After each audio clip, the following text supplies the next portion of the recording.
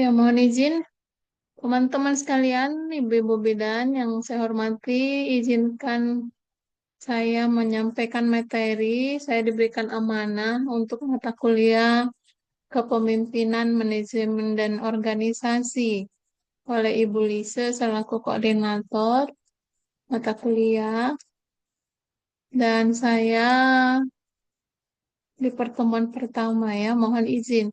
Sambil menunggu teman yang lain, karena tadi ada gangguan teknis, maka izinkan kita mulai saja ya, karena waktunya sudah berjalan terus, dan nanti yang lainnya boleh menyusul. Baik, teman-teman sejawat, em, sehat semua ya. Hari ini Sabtu weekend. Di weekend kita tetap kuliah ya, untuk memenuhi eh, jam sesuai dengan jadwal yang sudah ditentukan dari program studi. Oke, baik. Saya izin share screen. Tadi udah dibuka ya. Nah, saya menyampaikan untuk teman-teman dan kita semua, ini bukan hal yang baru lagi ya bagi kita dan juga teman-teman dulu di pendidikan prodi D3 kita sudah dapat pengantar tentang kepemimpinan. Tetapi izinkan kita berdiskusi dan sharing dalam kesempatan ini untuk konsep kepemimpinan. Ya, ini pertemuan pertama. Baik, jadi eh, kepemimpinan itu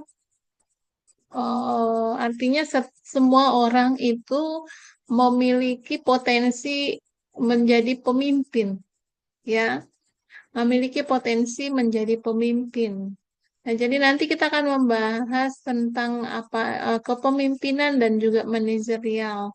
Jadi yang disebut pemimpin bukan hanya berada di sebuah organisasi atau di sebuah struktur gitu ya.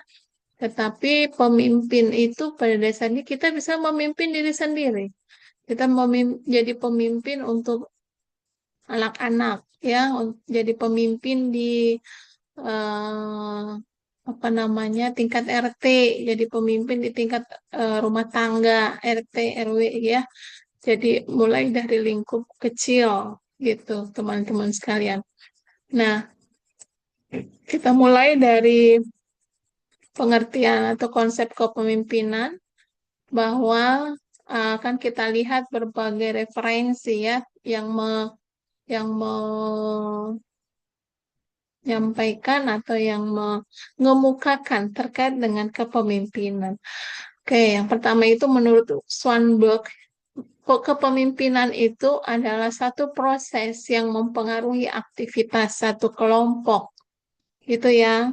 Jadi kalau misalnya apa namanya terdiri dari kelompok, apa kelompok yang terdiri dari dua atau tiga individu gitu ya, itu sudah masuk kelompok, maka di situ sudah terlihat kepemimpinan lingkup kecil gitu ya. Nah, makanya tadi saya sampaikan di dalam rumah tangga pun, karena di dalam rumah tangga itu ada lebih dari satu gitu ya. Maka di sana sudah terlihat kepemimpinan yang terorganisasi dalam usahanya mencapai penetapan dan pencapaian tujuan.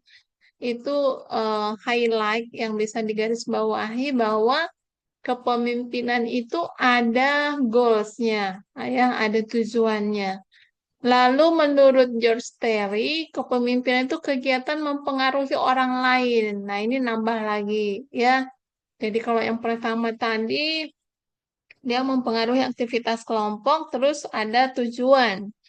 Kemudian yang berikutnya ada pengaruh. Jadi kepemimpinan itu adalah kegiatan mempengaruhi, aktivitas mempengaruhi, ya, agar yang lain itu mau bekerja dengan sukarela untuk mencapai tujuan. Nah, di sini disampaikan diungkit juga atau dikemukakan juga terkait tentang tujuan sama dengan si Swanberg.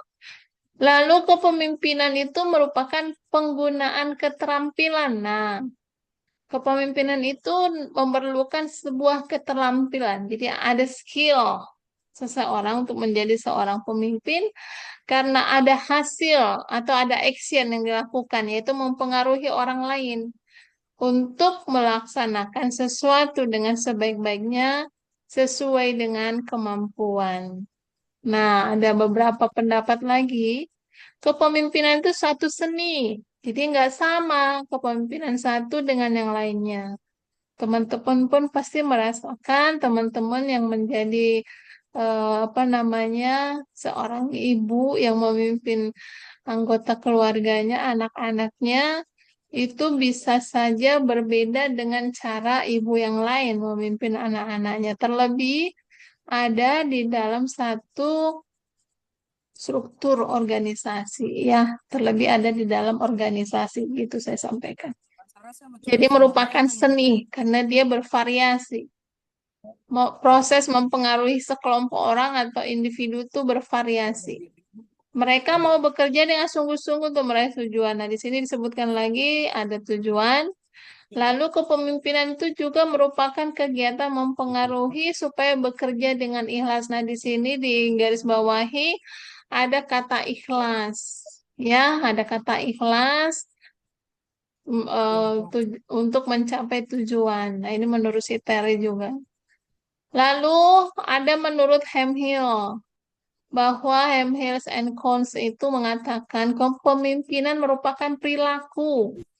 Perilaku ya, di sini udah disebut sebagai perilaku. Perilaku individu yang memimpin aktivitas kelompok untuk mencapai goalsnya, ya, mencapai tujuan bersama. Lalu Katz dan Kahn mengatakan kepemimpinan merupakan peningkatan pengaruh sedikit demi sedikit. Jadi dari tadi kita melihat beberapa apa referensi yang menyampaikan bahwa mencapai tujuan, lalu kemudian mempengaruhi orang lain, ya, lalu ada secara ikhlas, gitu. Kemudian apa eh, sampai kepada Cats and Can ini disampaikan udah ada peningkatan. Jadi kepemimpinan itu merupakan peningkatan, pengaruh sedikit demi sedikit dan berada di atas kepatuhan mekanis terhadap pengarahan-pengarahan rutin sebuah organisasi. Nah, ini udah masuk dia ke organisasi. Kalau si Katz dan Kan itu, dia sudah masuk ke dalam sebuah organisasi. Lalu kita lihat lagi yang berikutnya, menurut Yuk, kepemimpinan itu satu proses memberikan arti. Ya, kalau tadi mempengaruhi, nah sekarang ada kata memberikan arti.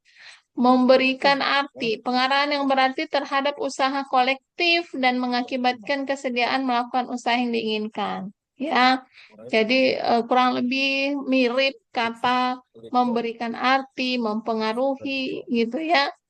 Nah, selanjutnya kepemimpinan merupakan tindakan seorang pemimpin. Berarti kalau kepemimpinan itu berasal dari kata pemimpin, ada awalan ke dan akhiran an, yang menjadi sebuah kata sifat, gitu ya.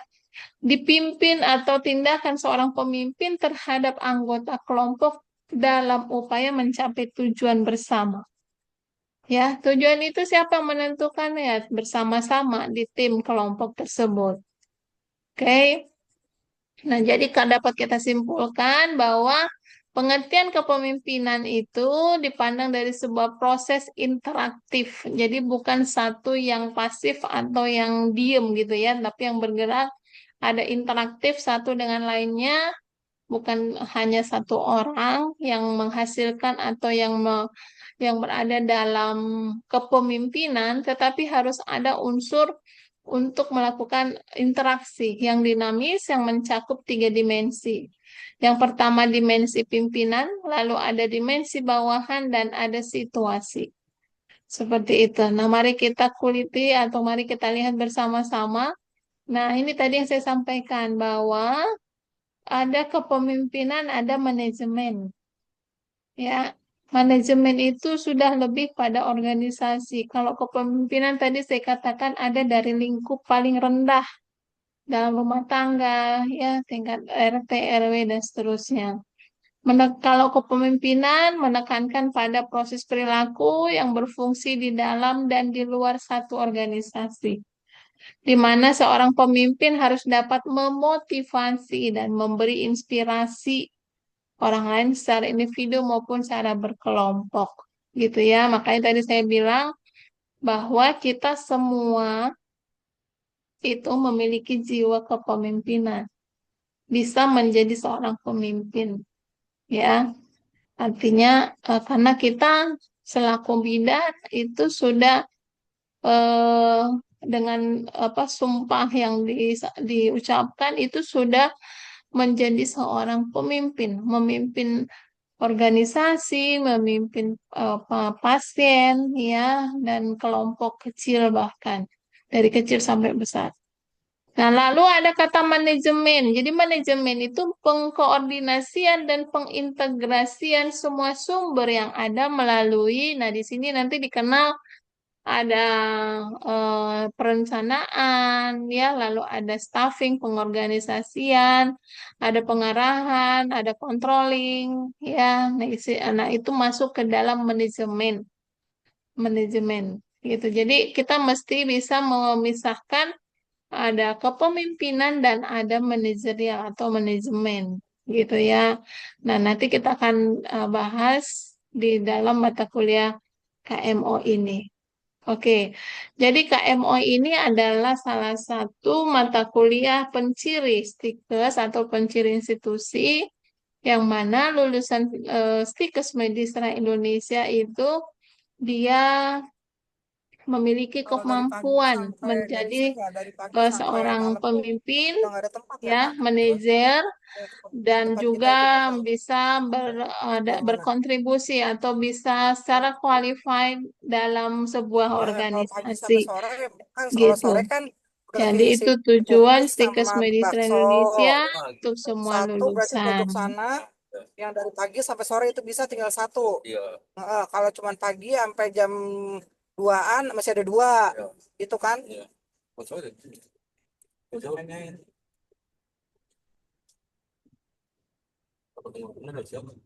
Loh, ini si soto depan aja itu apa? Izin saya mute dulu ya, Bu Irfa ya. Saya mute ya Bu Irfa, izin maaf. Oke, kita lanjut. Nah, kita mengenal ada natural leader dan juga ada manajemen leader. Natural leader itu adalah seorang dengan kemampuannya dapat menciptakan keadaan sehingga orang lain yang dipimpinnya dapat saling bekerja sama. Itu natural, secara nature, secara alami bahwa seorang pemimpin itu atau seorang leader itu bisa menciptakan keadaan yang mana yang orang yang dipimpinnya itu saling bekerja sama. Lalu ada manajemen leader. Manajemen leader itu seorang yang kedudukannya sebagai pemimpin yang dibuktikan dengan penempatan, ya, SK penugasan. Nah, itu kalau manajemen leader. Oke, melaksanakan tugasnya berdasarkan prinsip manajemen. Ada tadi perencanaan, pengorganisasian, pelaksanaan, pengendalian sehingga dapat menciptakan keadaan orang lain yang pimpinnya dapat saling bekerja sama. Nah, jadi kalau tadi ada natural leader, nah, yang sebagai contoh kecil tadi ya, ada di lingkup paling natural, paling paling kecil ya. Ada sebagai pemimpin anak-anak yang dipimpin ya dalam rumah tangga di tingkat RT RW, komunitas, sampai kepada tingkat pekerjaan. Di pekerjaan ada ditunjuk sebagai manajemen leader ya, sebagai bidang koordinator di puskesmas gitu ya, sebagai bidang koordinator di PMB. Nah, itu sudah masuk ke manajemen leader gitu ya, teman-teman sekalian. Oke, saya lanjut. Apa sih peran pemimpin gitu? Jadi kalau ada kepemimpinan, maka ada pemimpin. Tadi ada 3 unsur ya, kepemimpinan itu ada unsur pemimpin, lalu ada bawahannya, lalu ada situasi. Tapi kalau di natural leader kita nggak mengenal adanya bawahan ya, karena anak-anak kita tuh bukan bawahan. Tapi itu adalah memang yang apa namanya, memang subjek yang harus dipimpin. Oke, menurut Morgan, tahun 96 mengemukakan tiga macam peran pemimpin dan disebut dengan 3A. A yang pertama itu ada electing, yang mana seorang pemimpin itu harus bisa menyalakan semangat pekerja dengan tujuan individu. Jadi kalau kita lihat teman-teman ada di puskesmas, di rumah sakit, itu ada program kerja individu. Ya, dan kami juga di kampus itu ada program kerja individu. Nah, program kerja individu ini ya tujuan, ada ada tujuan yang ditetapkan, ada program maka ada tujuan gitu kan ya. Nah, jadi pimpinan itu bisa melihat bahwa individu itu punya em, apa namanya, rencana kerja yang dia lakukan yang sejalan dengan rencana kerja induk organisasi itu. Ya, nah jadi pemimpin itu harus bisa menyalakan semangat. Bagaimana si individu itu bisa melaksanakan pekerjaannya untuk mencapai tujuan bersama. Walau tujuan bersamanya tadi itu kan ditetapkan di tingkat tinggi, di tingkat manajerial. Tapi bagaimana rencana kerja individu itu bisa sejalan dengan rencana kerja institusinya atau instansinya, maka itu peran seorang pemimpin. Lalu ada lightning, di mana pemimpin tuh harus bisa menggabungkan tujuan individu dengan tujuan organisasi. Nah, tadi udah saya sampaikan, supaya setiap orang menuju arah yang sama.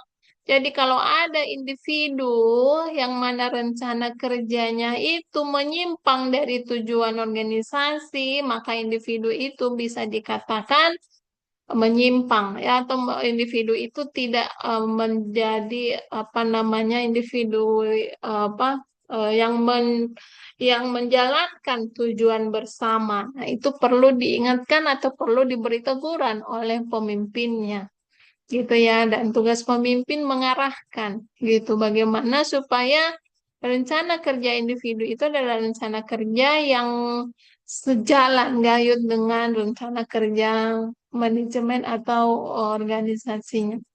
Kemudian peran pemimpin yang ketiga, allow ya, memberikan keleluasaan kepada pekerja untuk menantang dan mengubah cara kerja mereka gitu. Jadi pemimpin itu bisa memberikan keluas apa, harus berjiwa luas gitu ya, memberikan kesempatan bahwa individu yang dipimpinnya itu harus bisa mengeksplor pemikirannya, memberikan pendapat, memberikan masukan, memberikan gagasan ya, dan perlu kemampuan seorang pemimpin untuk menyatukan, menggabungkan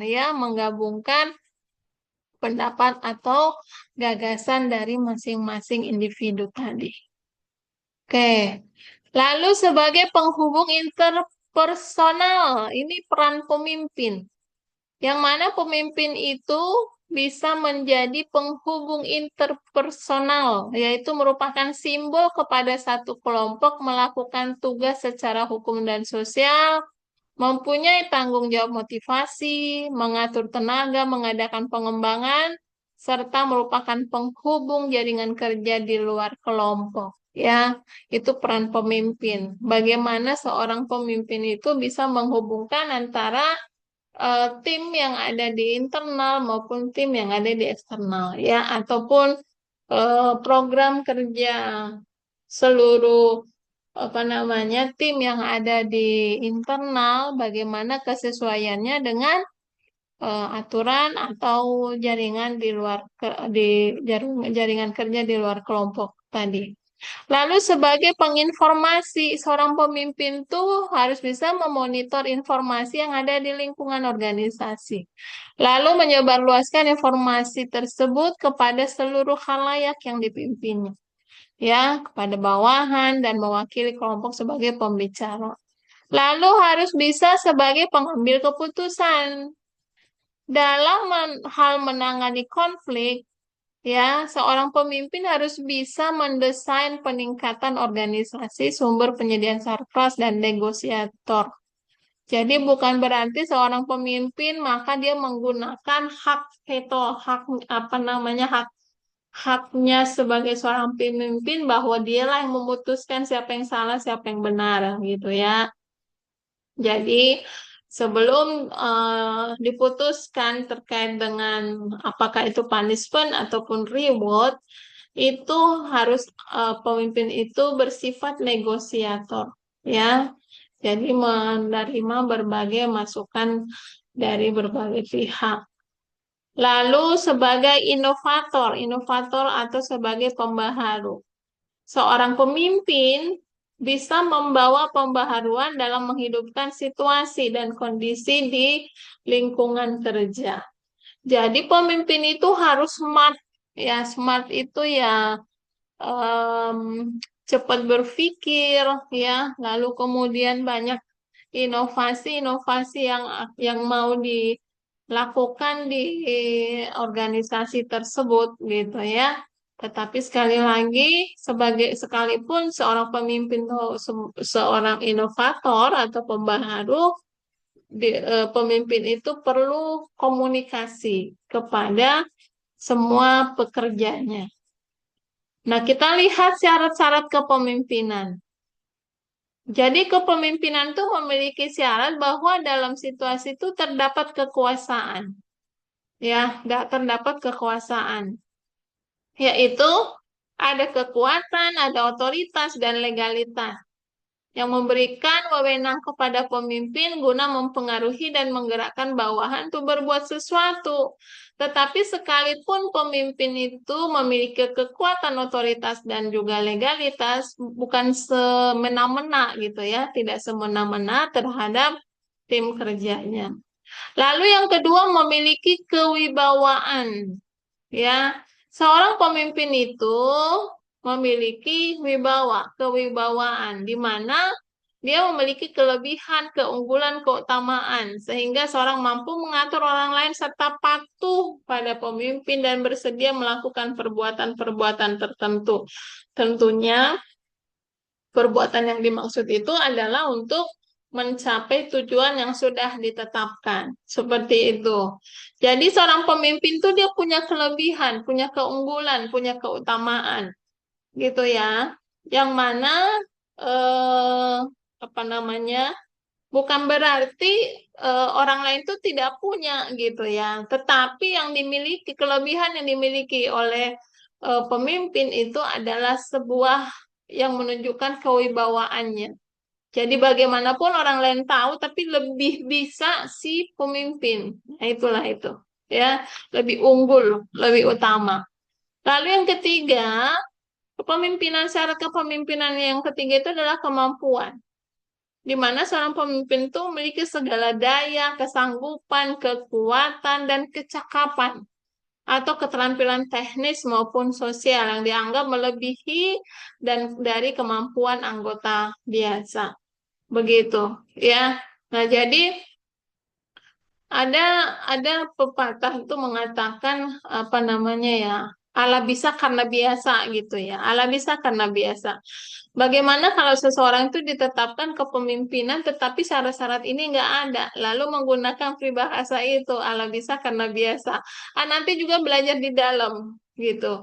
Cuman kalau begitu apa namanya prinsipnya atau cara menentukan pemimpinnya dengan teori seperti itu ya akan membutuhkan waktu yang lebih banyak ya, waktu yang lebih lama untuk mencapai sebuah tujuan. Seperti itu. Ala bisa karena biasa itu. Ya, jadi diberi waktu misalnya 3 bulan. Nah, 3 bulan dilihat kinerjanya sebelum penetapan definitif gitu ya. Sebelum ditetapkan definitif, ditetapkan dulu PLT misalnya. Ya, gitu. Jadi butuh waktu untuk menetapkan secara definitif. It's okay, hal itu adalah sebuah pilihan ya, sebuah pilihan untuk sebuah organisasi. Tetapi pada dasarnya syarat kepemimpinan itu dia harus memiliki kekuasaan, kewibawaan, dan juga kemampuan. Lalu ada pola dasar kepemimpinan, ya ada dua pola dasar. Yang pertama kepemimpinan formal dan juga kepemimpinan informal. Kepemimpinan formal ini dapat diartikan bersifat resmi dalam organisasi. Jadi dia diatur sesuai pangkat, jabatan, hierarki, dan struktur di dalam organisasi.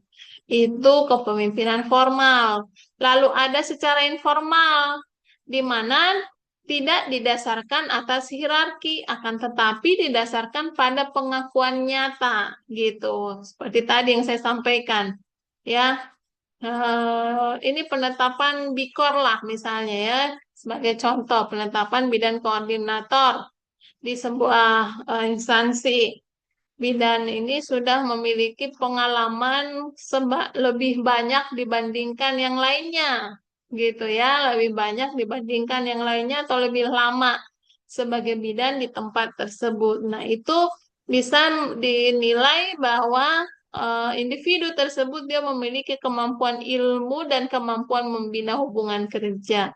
Dan dari situ bisa menjadi diangkat sebagai bikor untuk melaksanakan kepemimpinan formal maupun informal. Jadi banyak banyak cara untuk menentukan apa namanya seorang pemimpin.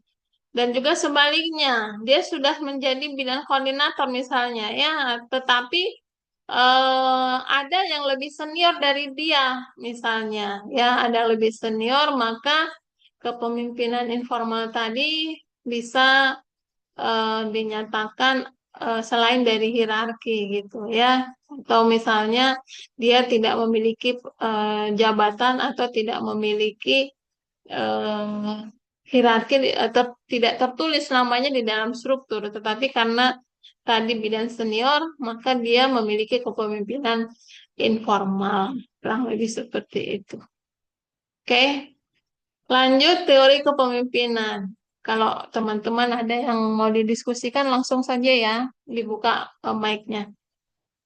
Teori kepemimpinan yang pertama ada teori genetis ya, yang mana orang yang menjadi pemimpin itu adalah orang yang dilahirkan dengan bakat kepemimpinan. Leader are born and not made ya. Jadi dia sudah memiliki bakat kepemimpinannya. Kita ketahui dari apa anak-anak kerajaan ya itu anak keturunan kerajaan itu sudah diturunkan leadernya atau kepemimpinannya nih. Lalu ada teori sosial bahwa orang bisa menjadi pemimpin jika diberi pendidikan dan pengalaman yang cukup. Makanya ada orang sampai kuliah ya, mengambil program studi yang berhubungan dengan kepemimpinan ya, menjadi leader. Dia dapat menjadi pemimpin karena lingkungannya mendukung keadaan dan waktu memungkinkan gitu. Lanjut ada teori ekologis. Teori ekologis ini gabungan genetis dan sosial. Yang mana seorang akan menjadi pemimpin membutuhkan bakat, lalu dikembangkan dengan pendidikan dan juga pengalaman yang cukup. Itu teori ekologis. Ya. Kemudian ada teori situasi. Dalam teori kepemimpinan situasi ini, menyatakan bahwa seorang dapat menjadi pemimpin ketika berada dalam situasi tertentu karena memiliki kelebihan yang dibutuhkan. Gitu ya, dalam sebuah kelompok misalnya penentuan kelompok untuk berada dalam apa sebuah bencana lah kita bilang. Dalam apa ada sebuah bencana lalu diturunkan tim. Nah, di dalam tim ini ada yang lebih senior. Nah, hal-hal itu yang apa senioritas ini menunjukkan bahwa yang bersangkutanlah sebagai seorang pemimpin atau leader dalam tim itu. Nah, itu kurang lebih apa menetapkan pemimpin dari teori situasi gitu ya. Akan tetapi pada situasi lainnya kelebihannya tersebut tidak dibutuhkan, akhirnya ia tidak akan menjadi pemimpin lagi gitu. Jadi situasional maksudnya ya, situasional. Kalau dalam Kalau dalam penelitian itu modelnya eksidental gitu ya. Jadi seketika jika dibutuhkan. Oke, bagaimana kepemimpinan itu terjadi atau teori munculnya kepemimpinan? Tadi ya ada teori genetis diantaranya bahwa seorang leader atau leader are born and normal, bahwa pemimpin itu dilahirkan sudah ada bakat dari sejak pembuahan gitu. Dalam keadaan bagaimanapun seorang ditempatkan karena itulah memang sudah ditakdirkan menjadi pemimpin dan bahkan di masa usianya masih balita, masih SD udah ditetapkan jadi raja gitu ya. Disebutkan pula bahwa sifat kepemimpinan diturunkan oleh orang tuanya yang juga seorang pemimpin. Nah, banyak banyak contoh yang kita lihat gitu. Nah, jadi kalau misalnya kita mau mengharapkan anak kita, generasi kita jadi seorang pemimpin ya sejak dalam kandungan, sebelum terjadi pembuahan atau dalam masa program kehamilan itu sudah memang diperkatakan dan dipersiapkan menjadi seorang leader sebagai seorang pemimpin ya oleh mungkin ibunya yang menjadi pimpinan ataupun ayahnya yang menjadi pimpinan itu sudah diturunkan bakat itu ya. Ini sama ya, teori sosial.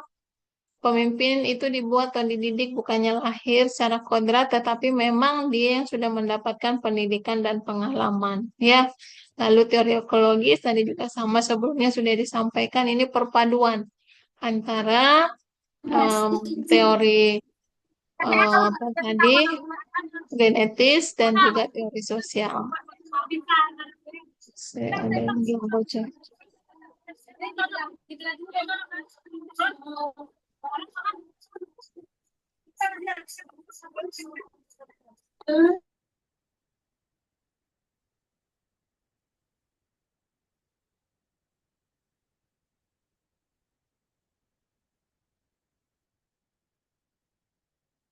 Oke, pendekatan sekarang kita masuk ke dalam pendekatan kepemimpinan.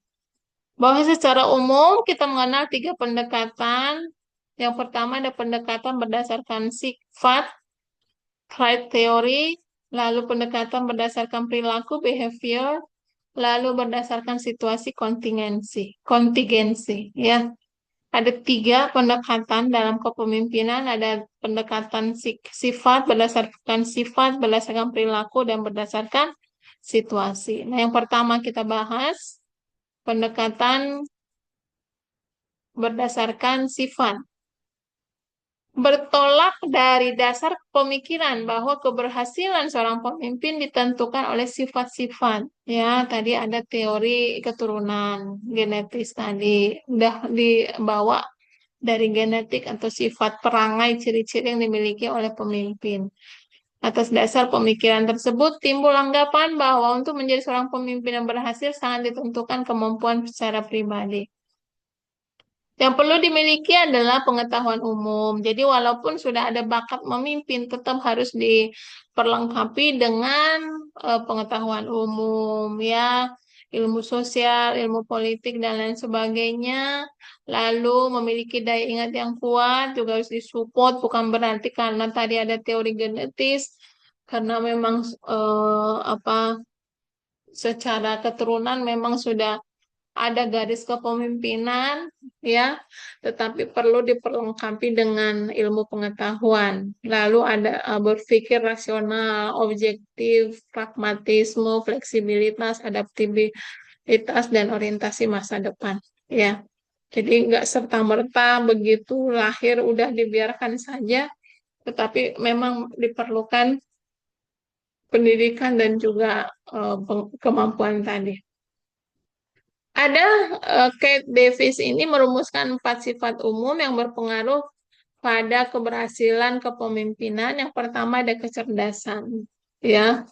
Jadi tadi saya sampaikan smart, seorang pemimpin itu harus smart, ya. Salah satunya cerdas, bahwa pemimpin itu mempunyai kecerdasan yang tinggi di atas kecerdasan rata-rata dari pengikutnya, ya. maka pemimpin itu akan mempunyai kesempatan berhasil yang lebih tinggi pula.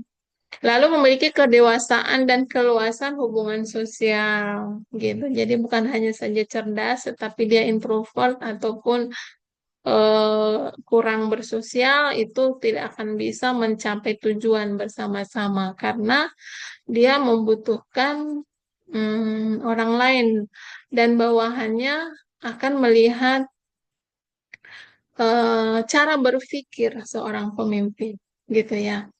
Umumnya di dalam melakukan interaksi sosial dalam lingkungan internal maupun eksternal, seorang pemimpin yang berhasil itu memiliki emosi.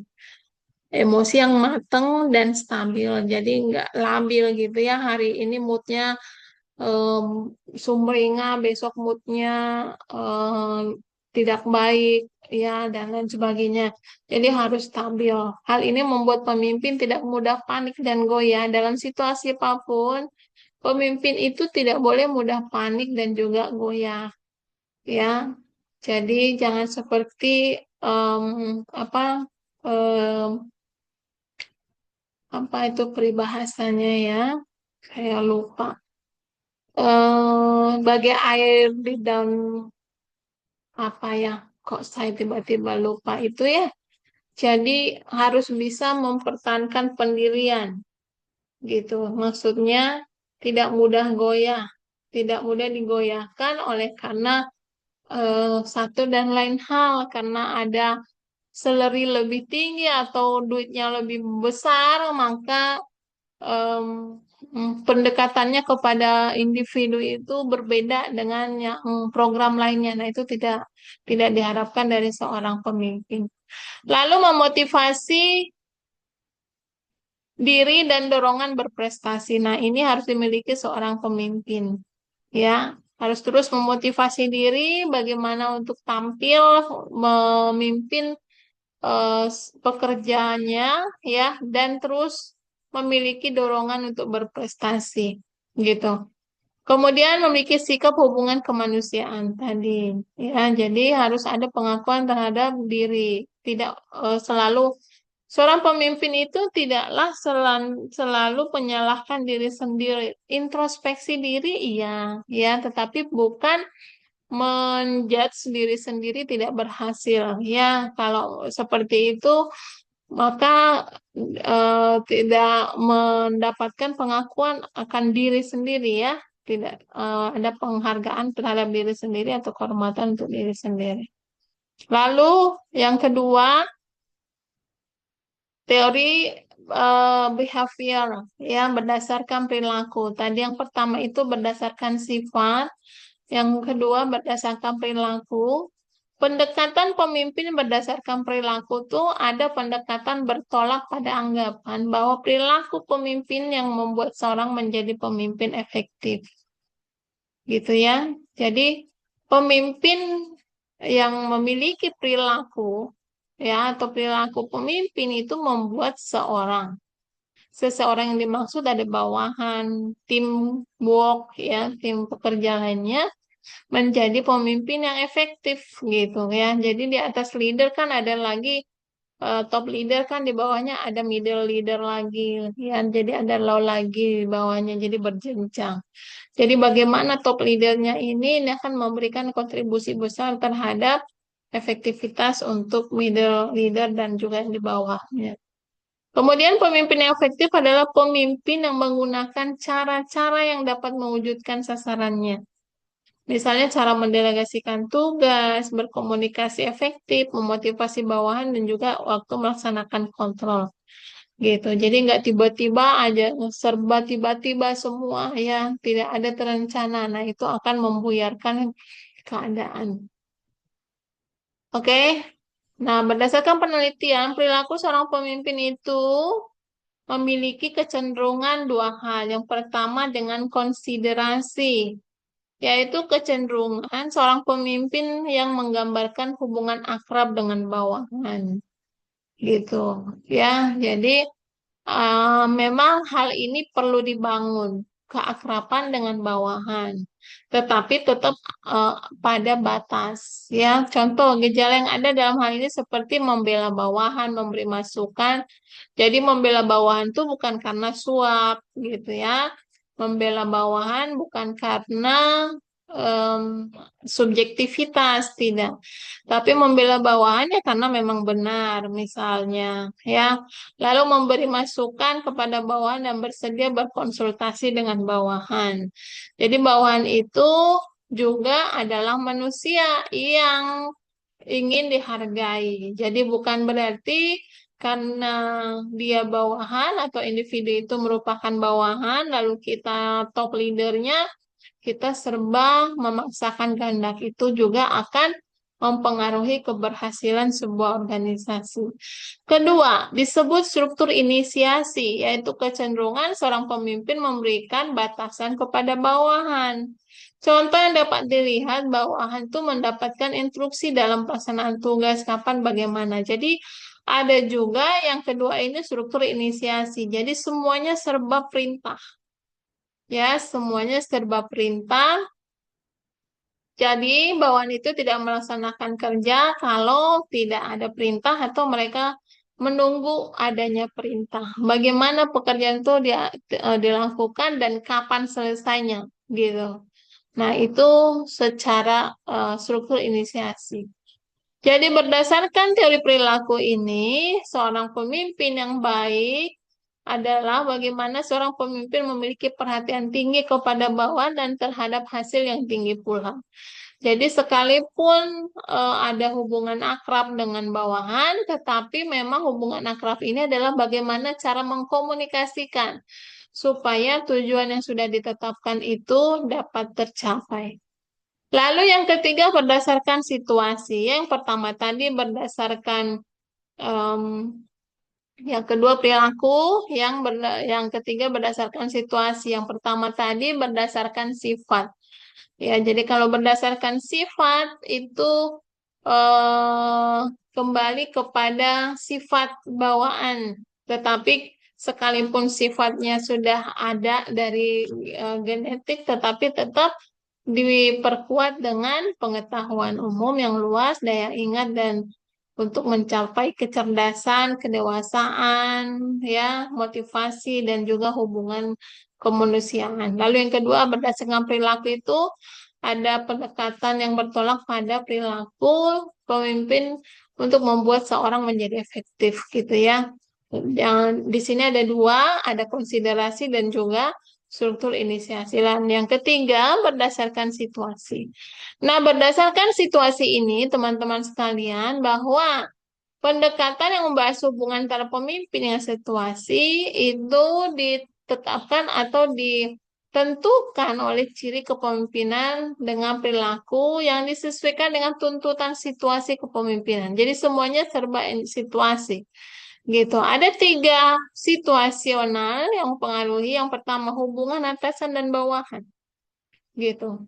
Lalu ada struktur tugas yang harus dikerjakan dan juga ditunjukkan dari posisi kewenangan seseorang. Nah, ini berdasarkan situasi. Jadi ada hubungan, ada struktur dan juga ada posisi.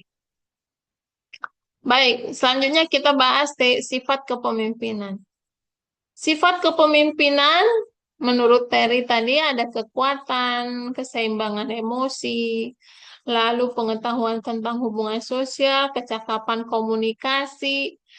Kenapa komunikasi atau soft skill komunikasi ini penting dan genting untuk seorang pemimpin? Karena dia harus bisa menyampaikan informasi dengan pendekatan-pendekatan yang manusiawi kepada pihak lain, kepada bawahan, supaya tidak salah sampainya. Lalu memiliki kecakapan mengajar. Jadi pemimpin itu pun harus cakap mengajar.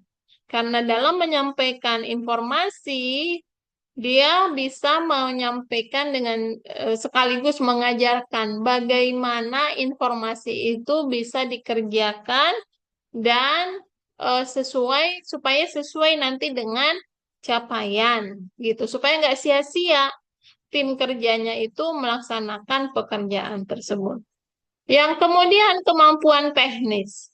Pemimpin tuh harus menguasai kecakapan memimpin dalam berencana, membuat rencana kerja, rencana strategis. Lalu harus bisa mengorganisir,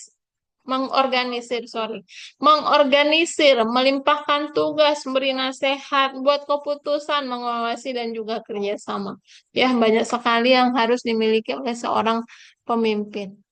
Kemudian memiliki kecerdasan yang cukup gitu. Apakah IPK 4,00 bisa menjadi satu patokan atau tolak ukur bahwa individu itu memiliki kecerdasan dalam memimpin? Belum tentu, ya, belum tentu. Karena dengan IPK tinggi, ya, dengan nilai yang tinggi, perolehan nilai akademik yang tinggi, tidak selalu disertai dengan teori kepemimpinan yang mumpuni di dalam diri individu tersebut. Sekali lagi, ya harus ada kemampuan berkomunikasi, hubungan sosial, kemanusiaan dan lain sebagainya. Lalu memiliki kemampuan berbicara, kepercayaan diri, inisiatif, motivasi berprestasi dan memiliki ambisi. Jadi pemimpin itu diharapkan dia memiliki ambisi gitu ya, ambisi dan juga pola cara bersaing. Karena tentunya instansi yang dipimpin oleh seorang pimpinan yang tidak memiliki ambisi maka mengalir begitu-begitu saja, nggak greget, nggak ada apa namanya itu, em, tidak ada tantangan gitu ya kalau tidak memiliki ambisi. Tapi kalau memiliki ambisi, tapi dalam tanda kutip ya, ambisi ini bukan ambisi untuk meraup keuntungan, bukan, tetapi ambisi untuk mencapai peningkatan atau perubahan instansi institusi yang kita pimpin itu bisa berapa kali lipat, 2 kali lipat dari yang sebelumnya, misalnya. Dari yang sebelumnya tidak ada menjadi ada. Dari yang sebelumnya tidak bertambah ruangan bed ya atau tidak bertambah pasien menjadi bertambah 2 kali lipat. Nah, itu ambisi. Ya, itu ambisi. Kalau seorang pemimpin tuh nggak punya ambisi, maka rensranya atau rencana strategisnya itu em, biasa-biasa saja, ya.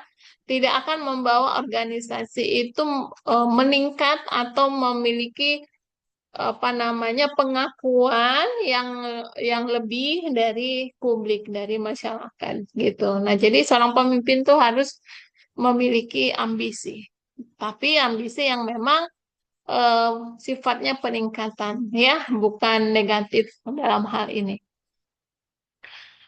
Ini ya, kalau digambarkan di kepala seorang pemimpin itu, dia harus memiliki motivasi, percaya diri, komitmen tinggi, ya, ketertarikan antara individu interpersonal, harus humble gitu ya, harus aware, arti aware itu peduli, ya, harus peduli, lalu tadi kecerdasan berkomunikasi.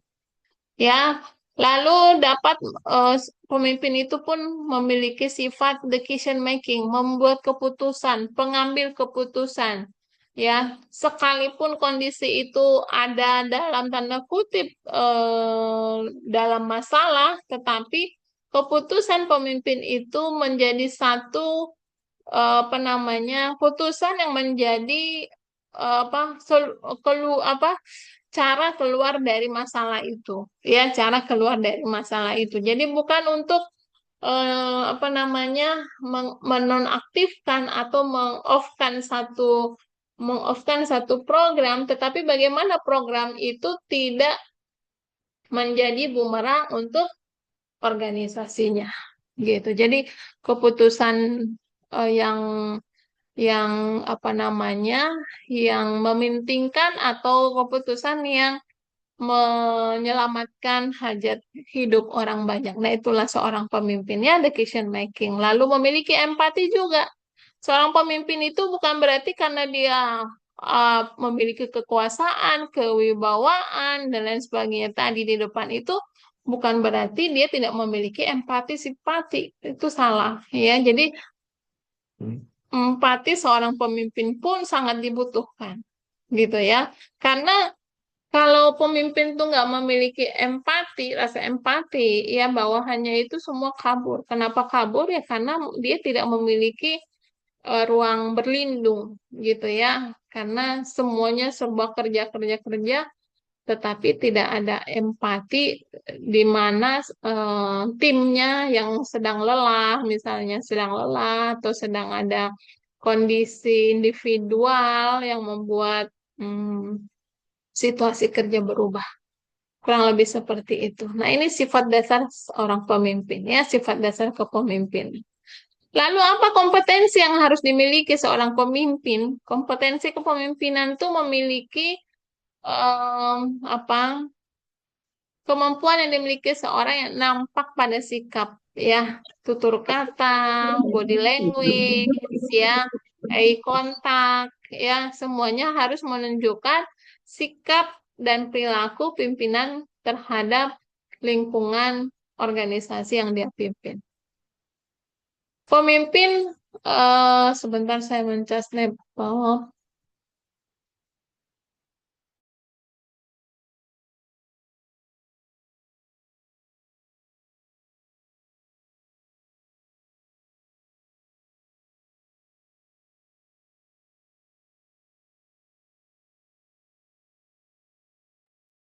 Ya, ada 5 praktek mendasar pemimpin memiliki kualitas kepemimpinan yang unggul. Yang pertama, pemimpin yang menantang proses, ya. Jadi tadi disampaikan ada tantangan, ya, menantang. Jadi ada ambisi. Jadi kalau pemimpin memiliki ambisi, maka dia akan siap dengan tantangan. Memberikan inspirasi, wawasan bersama, inspirasi bagaimana trik dan tips untuk mencapai tujuan yang sudah ditetapkan, ya, itu supaya mudah dan cepat, gitu ya, dengan memiliki action, tapi actionnya tuh nggak berkepanjangan, gitu ya, nggak tahapnya dari 0 sampai, betul tahapnya 0 sampai dengan 10, tapi tahap 5, 6, 7 itu bisa nggak kelihatan, gitu, tahu-taunya udah sampai 10. Nah, itu pemimpin yang memiliki keunggulan atau kepemimpinan yang unggul. Yang ketiga, memungkinkan orang lain dapat bertindak dan berpartisipasi. Jadi kalau ada 40, 50 karyawannya, ada satu yang tidak bekerja atau dua bahkan lebih dari 5 tidak bekerja, itu berarti pemimpinnya gagal. Gitu ya. Jadi pemimpin itu harus memastikan semua pekerjanya itu bekerja dan berpartisipasi. Yang berikutnya mampu menjadi penunjuk jalan, gitu, jelas, ya. Jadi leader itu dia harus menggiring. Kalau kita lihat induk ayam, ya, ya, ini bukan maksudnya menyamakan dengan binatang, bukan. Tetapi ini adalah sebuah ilustrasi bahwa seorang induk ayam itu dia bisa menggiring anak-anaknya tuh bisa bergerak bersama-sama dengan dia, gitu. Nah, ilustrasi ini memberikan apa namanya gambaran bahwa pimpinan itu harus bisa memastikan bahwa seluruh teamworknya itu mengikuti jejak berpikirnya, gitu ya. Apa yang ditetapkan itu diikuti oleh seluruh. Tapi kalau sudah ada yang menyimpang ke kiri dan ke kanan atau bahkan mencari jalan jalan pintas, gitu ya. Nah, ini sudah ada something wrong di dalam sebuah organisasi itu. Artinya tidak lagi menjadikan pemimpin itu sebagai apa leader, ya, nggak lagi menjadikan pemimpin itu sebagai leader atau pemimpin yang memang membawa tim kerja ini atau teamwork ini kepada tujuan, tetapi sudah menyimpang, mungkin ada pihak yang lain memberikan peluang lebih terbuka, memberikan peluang dalam hal mendapatkan salary lebih cepat, misalnya, ya. Itu harus dicegah dalam sebuah organisasi. Oke, the next, pemimpin memotivasi bawahan, jelas, ya. Oke, Ada beberapa kriteria kualitas kepemimpinan manajer yang baik, komitmen organisasi yang kuat, ya, and then visioner, ya, tadi ambisi itu dijadikan sejalan dengan visioner. Visioner itu jadi dia memiliki sifat lebih membawa organisasinya itu lebih baik dari sebelumnya dan juga melebihi dari institusi atau organisasi lainnya. Itu maksudnya dari visioner. Lalu disiplin diri yang tinggi. Kedisiplinan ini perlu ditunjukkan oleh seorang pimpinan, seorang pemimpin. Ya, misal sebagai contoh itu dalam hal waktu, ya, hal sangat sangat simpel dan sangat kritikal itu terkait dengan disiplin. Jadi kalau misalnya pemimpin yang nggak disiplin, maka semua karyawannya atau pekerjanya itu akan longgar, gitu ya. Tidak melakukan kesalahan yang sama, gitu. Seorang pemimpin yang baik atau manajer yang baik pun bukan berarti tidak memiliki kesalahan, gitu ya. Namanya manusia, mana ada manusia yang sempurna 100% gitu ya. Ya, namun dipastikan manajer atau leader itu dia tidak melakukan kesalahan yang sama dan tidak salah jika seorang manajer itu mengakui kesalahannya dan meminta maaf kepada bawahannya, ya gitu. Nggak salah, tetapi ada teknik cara menyampaikan kondisi yang kurang tepat atau kondisi yang salah tadi, gitu ya, supaya tidak apa namanya kalau orang awam bilang itu anak buah supaya nggak mencibir gitu ya, wow dan segala macam. Kita ini teori kepemimpinan itu sebenarnya adalah bahwa kita sebagai yang dipimpin gitu ya, kita karyawan yang dipimpin itu harus bisa memberi penghargaan tinggi kepada pemimpin gitu. Kenapa? Karena pemimpin itu tentunya dia ditetapkan dengan kemampuan yang syarat-syarat kemampuan tadi yang diperhatikan gitu kan. Nah, tetapi sekalipun ada hal yang memang tidak sesuai, ya, tidak salah kalau pemimpin itu diberikan masukan gitu. Nah, itu namanya teamwork yang solid ya. Jadi dalam organisasi itu mesti bisa menciptakan teamwork yang solid dan memberi kepercayaan kepada pemimpin kita. Dan pemimpin itu pun tentunya akan humble, harusnya humble dan mengayomi seluruh anak buah. Anak buah itu kalau ngomong anak buah itu terlalu apa ya, terlalu awam banget ya, tapi lebih baik itu teamwork ya, tim kerja. Lalu pemimpin itu harus antusias. Ya, antusias, memotivasi tadi, lalu berwawasan luas, memiliki kemampuan komunikasi yang tinggi, manajemen waktu sama tadi di atas, mampu menangani setiap tekanan gitu ya. Bisa jadi teamworknya sudah pulang semua, atau tahu si pemimpinnya masih ada di ruangan untuk menyelesaikan sebuah tekanan. Misal tekanan itu banyak sumber, ada dari lingkungan, dari publik masyarakat, dari organisasi lainnya ya, atau bahkan mungkin dari tingkat atas ya, dari pemerintah dan lain sebagainya. Mampu sebagai pendidik atau guru bagi bawahannya. Nah, tadi ya bisa pemimpin itu harus memiliki kemampuan juga mengajar.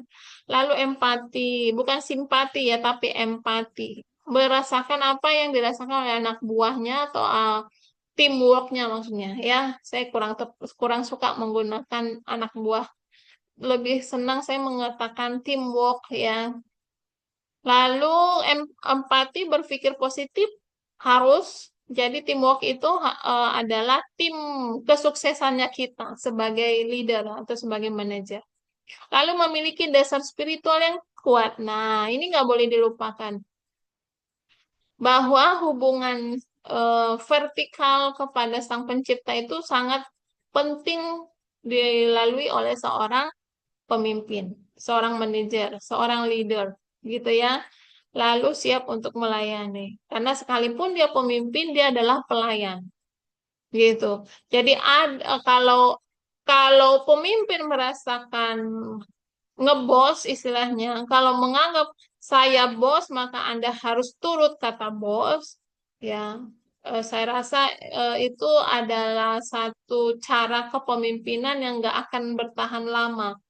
Bisa bertahan lama, tapi tidak mewujudkan tujuan bersama. Hanya tujuan sendiri yang dicapainya, dan bisa jadi ya teamworknya merasakan eh, apa ketidakmakmuran atau ketidaksejahteraan. Next, ada 10 keterampilan untuk menjadi seorang pemimpin sukses. Satu, tentukan visi. Ya, ada visi, ada misi.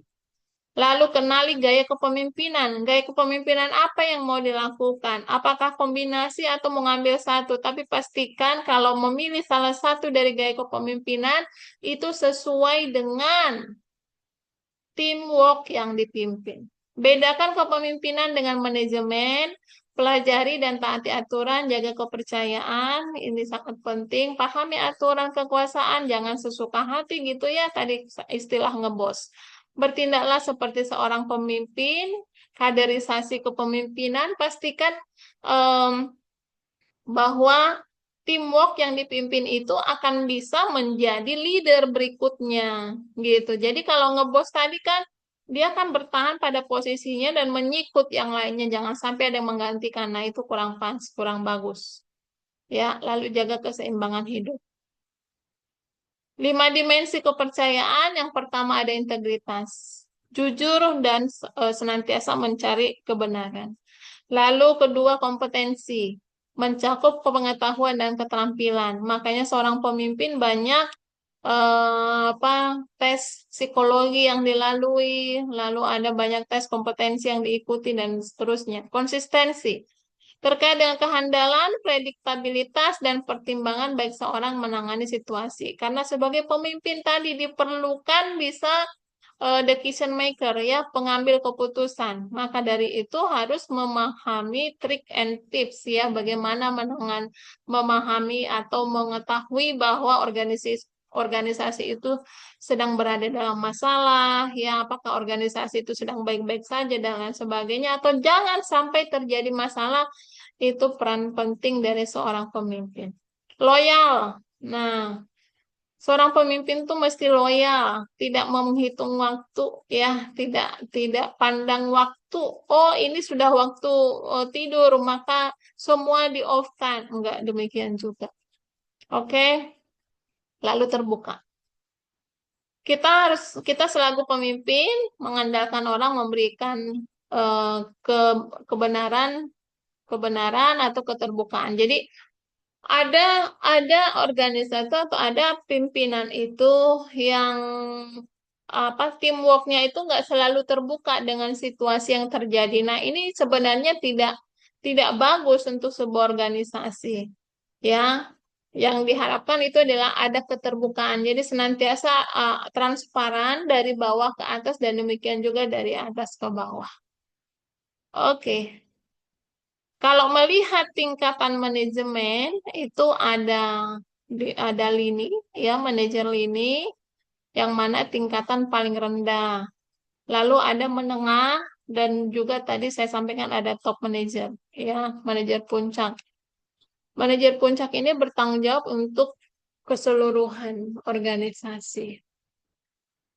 Baik, terkait dengan keterampilan manajerial, ada konseptual tentunya, lalu skill, humanity skill, seorang pemimpin ini mesti sering-sering mengikuti pelatihan, ya, BIMTEK, bimbingan teknis terkait dengan kepemimpinan, bagaimana bisa tetap strong dan juga kuali apa namanya tetap stay, tetap eksis atau tetap bertahan untuk bisa melaksanakan kepemimpinan. Jadi harus memiliki humanity skill, technical skill, ya, bagaimana memanajemen waktu dan juga bagaimana mengambil atau membuat keputusan. Ada istilahnya top down authority dan juga ada bottom up. Kalau top down authority itu dari atas ke bawah. ya, top down. Jadi dari atas instruksi ke bawah, tapi ada juga dari down top, yang mana dari teamworknya diminta dulu semua rencana-rencana kerja ya dirumuskan, lalu menjadi rencana kerja bersama gitu. Atau bisa dari atas ke bawah. Dua-duanya adalah variatif yang menurut saya itu dapat diterapkan bersama-sama. Oke, nah ini yang terakhir gaya kepemimpinan. Gaya kepemimpinan ini ya ini sudah nggak asing ya, sering kita mungkin juga diteliti dalam apa namanya dalam pendidikan atau dalam keseharian. Jadi gaya kepemimpinan itu ada demokrasi, otoriter, sorry, partisipasif dan bebas tindak. Nah, coba kita lihat. Demokratis itu orang yang dipimpin sebagai subjek, ya demokratis, demokrasi. Jadi teamwork atau pekerja-pekerja itu menjadi sebagai subjek, benar-benar sebagai subjek, memanfaatkan kemampuan setiap orang yang ada untuk berpartisipasi. Jadi menerima setiap masukan, menerima pendapat gitu ya. Kamu mau bisanya apa? Anda bisanya apa? Nah, itu demokrasi ya. Lalu ada yang kedua, otoriter. Otoriter ini menempatkan kekuasaan di tangan satu orang tadi. Bisa di tangannya si leader, manajer, atau si top manajer tadi ya. Pokoknya semua serba instruksi aja. Pemimpin bertindak sebagai penguasa tunggal. Kedudukan bawahan semata-mata sebagai pelaksana keputusan. Nah, sekali lagi, gaya kepemimpinan apa yang cocok untuk organisasi Anda? Itu tergantung dari teamworknya. Jadi kita tidak bisa mengatakan bahwa oh di organisasi sana itu dia kepemimpinan otoriter. Maka coba seperti itu kita terapkan di organisasi kita. Ya lihat dulu yang dipimpin itu seperti apa. Jangan sampai membawa malapetaka untuk organisasi gitu ya. Nah, jadi gaya kepemimpinan itu sekali lagi disesuaikan dengan apa namanya em, situasi situasi yang organisasi yang sedang dipimpin gitu, situasi organisasi yang dipimpin. Ada gaya kepemimpinan secara bebas, kebalikan dari tipe atau gaya kepemimpinan otoriter. Cenderung didominasi oleh perilaku kepemimpinan kompromi saat tadi ya, sama dengan demokrasi. Perilaku dan perilaku kepemimpinan pembelot ini istilahnya ya. Lalu pemimpin berkedudukan itu sebagai simbol, pimpinan melimpahkan wewenang sepenuhnya kepada bawahan dan keputusan lebih banyak dibuat oleh para bawahan. Nah, ini secara bebas.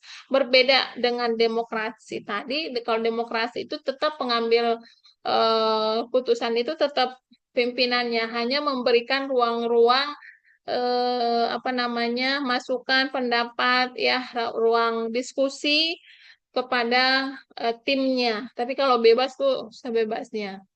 Lalu bebas tindak, melimpahkan sama, kemudian suportif. Ada gaya kepemimpinan suportif, lebih banyak memberikan pengarahan dan dukungan. Pimpinannya itu lebih banyak memberikan pengarahan dukungan, pengambilan keputusan dilakukan dan mempertimbangkan usul dan saran dari staf, ya kurang lebih dia mirip dengan demokrasi tadi ya, memperlihatkan adanya pelimpahan wewenang kepada staf, meminta masukan, tanggung jawab dilakukan bersama-sama gitu. Nah, lalu ada delegatif. Gaya pemimpinan delegatif ini juga sama, pengambilan putusan dilimpahkan sepenuhnya kepada staf, sedikit memberikan pengarahan, tanggung jawab pelaksanaan tugas kepada pegawai, tidak melakukan pengawasan.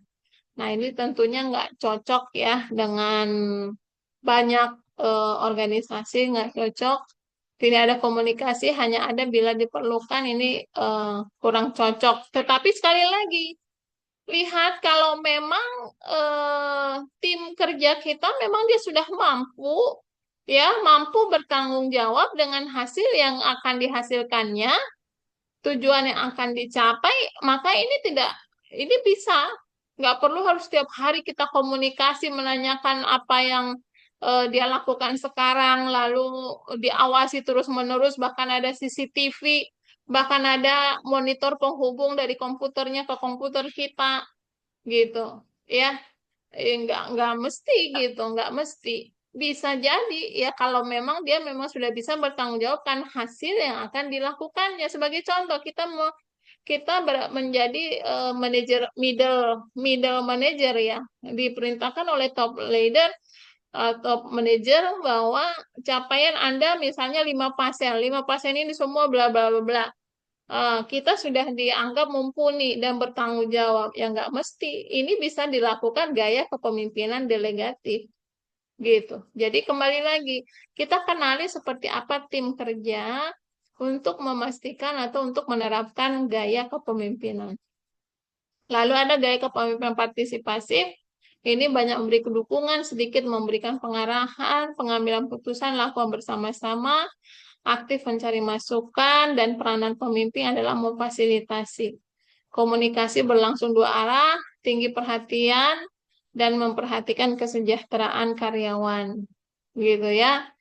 Oke, yang lainnya saya rasa eh, hanya pengulangan ya, partisipatif merupakan gabungan otokratis atau otoriter dengan demokrasi.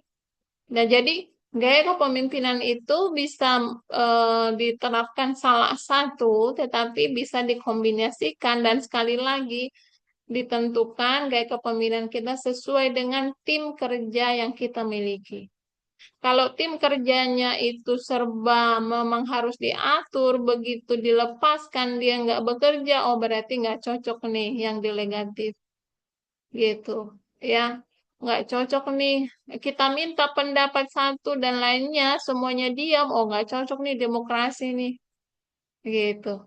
Oh ini cocoknya otoriter nih, oh ini karyawan sudah ngelunjak ini gitu, ini cocoknya otoriter misalnya ya, sehingga turun perintah kerjakan waktu 2 hari, tidak selesai 2 hari, maka punishmentnya gaji Anda dipotong misal, atau dia sudah berkali-kali, atau misalnya dalam kurun waktu 1 semester 6 bulan itu dia selalu hadir tidak on time, wah, ini tidak bisa lagi, harus otoriter, bisa ya. Jadi kita menentukan gaya kepemimpinan sesuai dengan kondisi eh, teamwork yang kita pimpin. Oke, itu mungkin yang dapat saya sampaikan, bahwa tidak ada gaya kepemimpinan yang jelek dan tidak ada kepemimpinan yang selalu tepat, dan semuanya bisa dikombinasikan dan divariasikan. Silahkan teman-teman, jika ada yang hendak diklarifikasi, ada yang mau ditanyakan, monggo.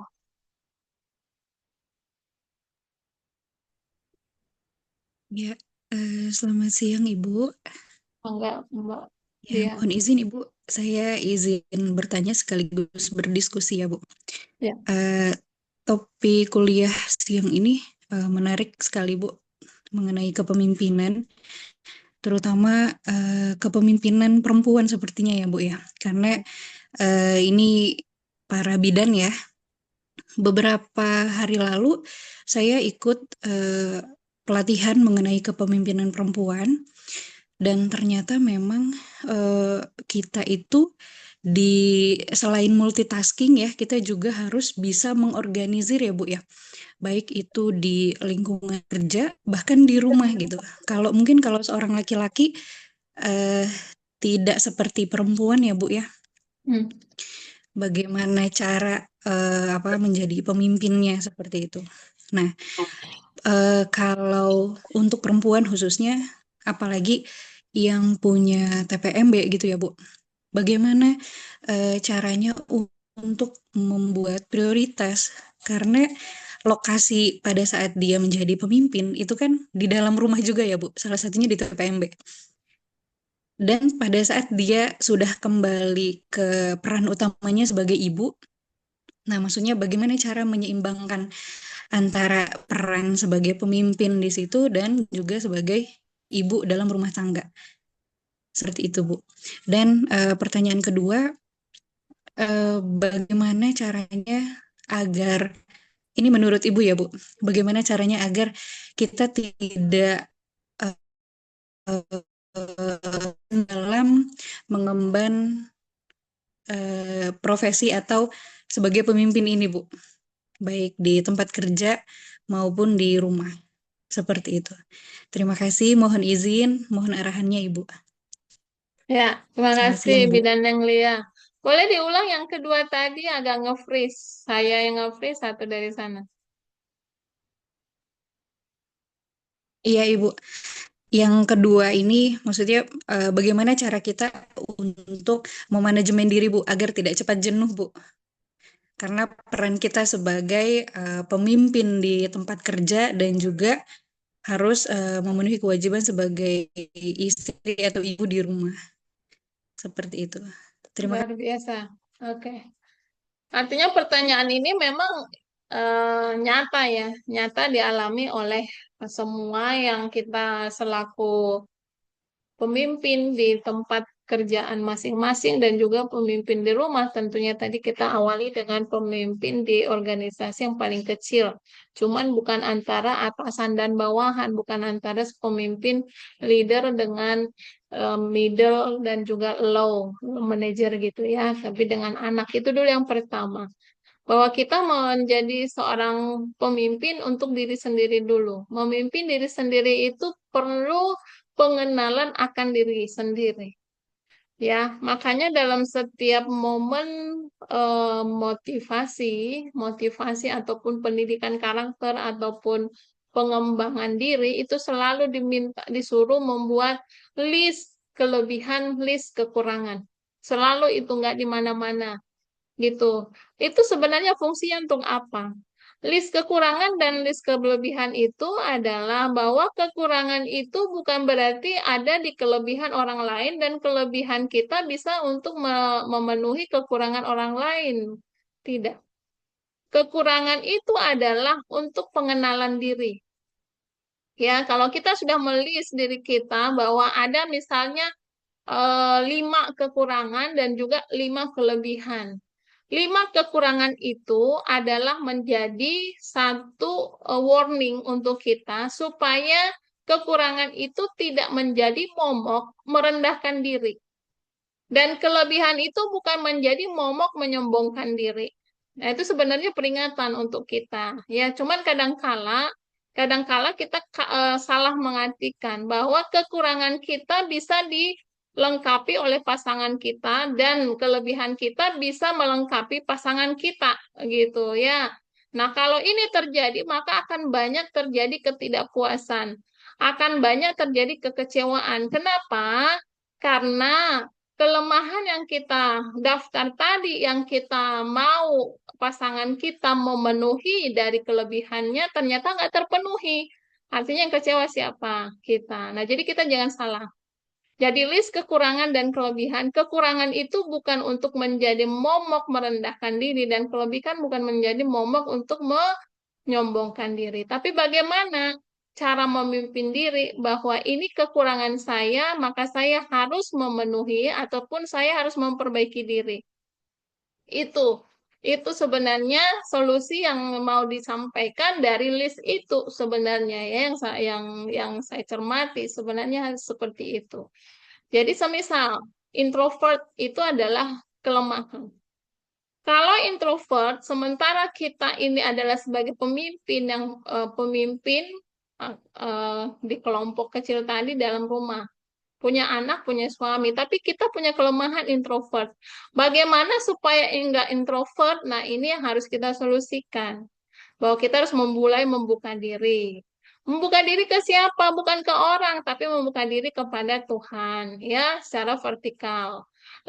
Karena tadi kan dibilang bahwa pemimpin itu harus memiliki hubungan kuat dengan secara spiritual, gitu. Jadi ini kekuranganku, mohon petunjukmu, berikan aku jalan supaya kelemahan ini menjadi satu hal kelebihan bagiku. Nah, itu salah satu spiritual yang kuat dari seorang pemimpin. Jadi bukan mencurhatkannya kepada orang, karena kalau orang mendengarkan curhatan kekurangan kita akan menjadi bumerang bagi kita. Karena itu adalah pintu aib istilahnya kan, gitu. Jadi dan juga tidak menceritakannya kepada pasangan karena pasangan bisa menjadikan itu menjadi bumerang juga, yaitu karena kamu begini begini begini makanya begini gitu ya, sehingga terjadi lagi. Alhasil kita nggak bisa jadi pemimpin. Sampai kapanpun kita nggak bisa jadi pemimpin. Seperti itu. Nah, jadi kekurangan tadi yang sudah kita list itu kita pelajari bagaimana cara memenuhinya. Oh, kita nih orang yang apa seistil apa paling nggak bisa rapih misal itu kekurangan nggak bisa rapi. Bagaimana caranya supaya bisa rapi? Oh, berarti mulai dari hal kecil. Aku habis makan piringku kucuci dan lain sebagainya. Itu pokoknya harus bisa memperbaiki gitu. Lalu kelebihan tadi, kelebihan mengajar. Oh, saya pintar untuk, saya cepat untuk misalnya apa ya, menarasikan kata-kata itu saya cepat, itu kelebihan saya. Bagaimana ini kelebihan bisa bermanfaat untuk orang. Nah, itu yang kita pikirkan. Bagaimana kelebihan bisa cepat membuat kata-kata ini supaya orang lain memanfaatkannya. Masuklah kita ke dalam perkumpulan atau kita tuliskan banyak media sosial sekarang, lalu kita minta pendapat orang lain, apakah kata-kataku bermanfaat atau menjadi solusi bagi Anda. Nah, itu sudah menjadi poin penting yang harus kita apa namanya hargai, penghargaan akan diri sendiri. Nah, jadi dua kelebihan dan kekurangan tadi itu sudah bisa menjadi cerminan kita yang menunjukkan bahwa kita bisa jadi pemimpin. Nah, kemudian kita terapkan kepada anak. Kepada anak gitu ya. Oh, saya ini kekurangan saya itu cepat marah gitu. Maka bagaimana mengatasi kekurangan yang cepat marah ini? Keterbukaan. Bahwa kita perlu keterbukaan. Ini misalnya saya sebagai mama, ini mama ini begini begini begini. Menurut kamu enak nggak telingamu? Oh enggak dan gimana? Coba kamu maunya mama ini bagaimana? Nah itu salah satu keterbukaan yang bisa kita awali dari rumah, gitu. Kita awali dari rumah, kemudian apa namanya terjadi perubahan di rumah. Nah itu dah sebagai pemimpin, ya sebagai pemimpin kecil dulu. Nah, masuk kita ke dalam organisasi sekarang. Masuk kita ke dalam organisasi. Bahwa kita sebagai pemimpin PMB, ada anak buah, ada 2 karyawan, ada bidan, ada perawat yang harus kita bimbing. Ada juga tenaga POS ya, pembantu misalnya. Berarti ada 3. Ada lagi tukang masak, berarti ada lagi tukang cuci, berarti 5 yang harus kita pimpin. Nah, ini akan berhasil kita lakukan kalau dari yang kecil tadi sudah berhasil kita lakukan juga.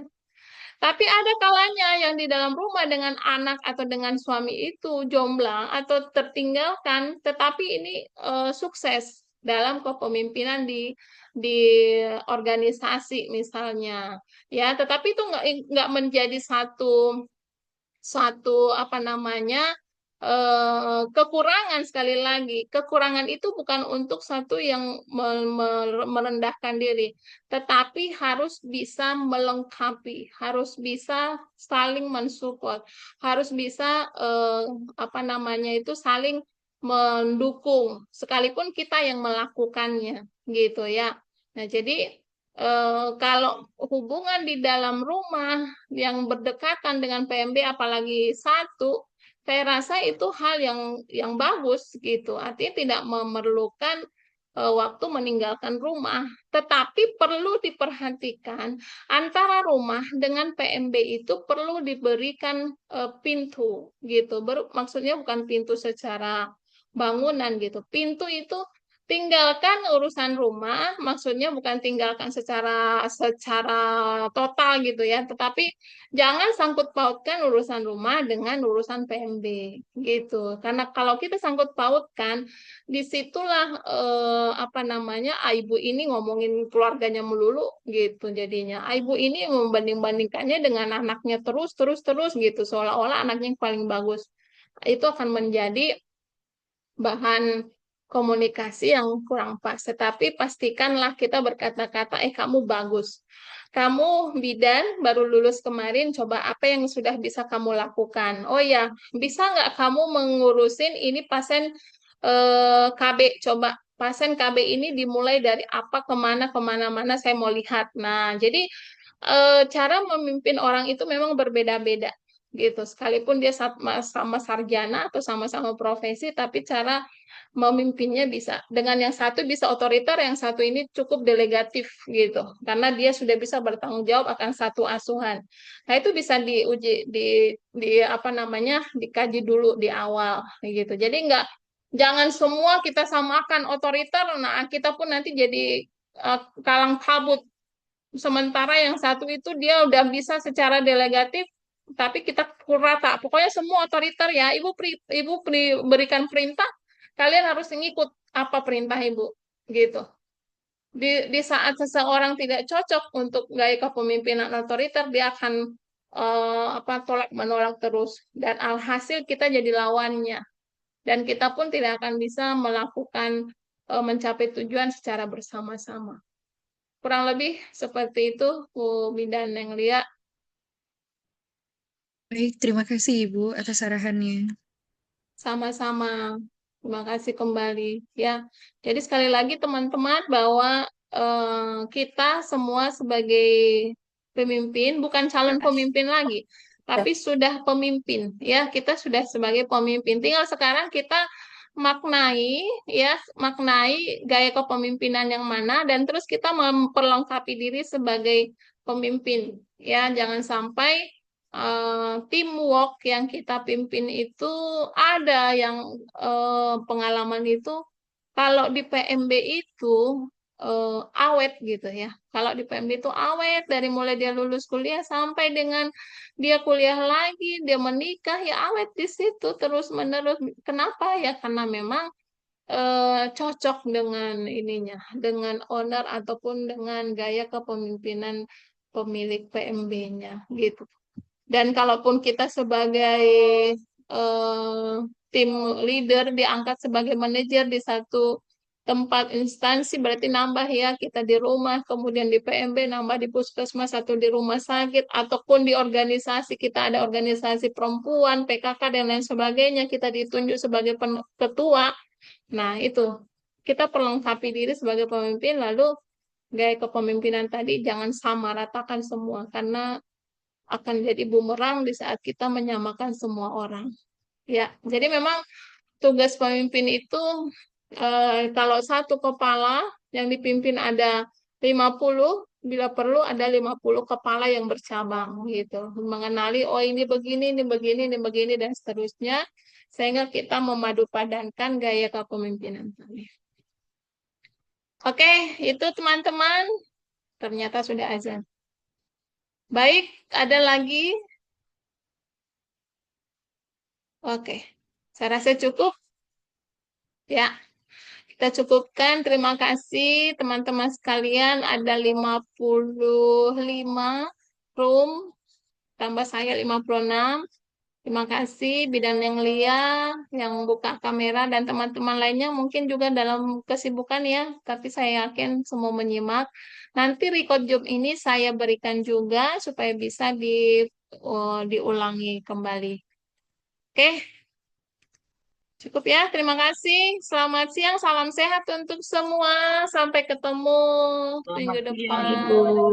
Terima kasih. Ya, Bu Terima Bidan. kasih. Baik, Bu.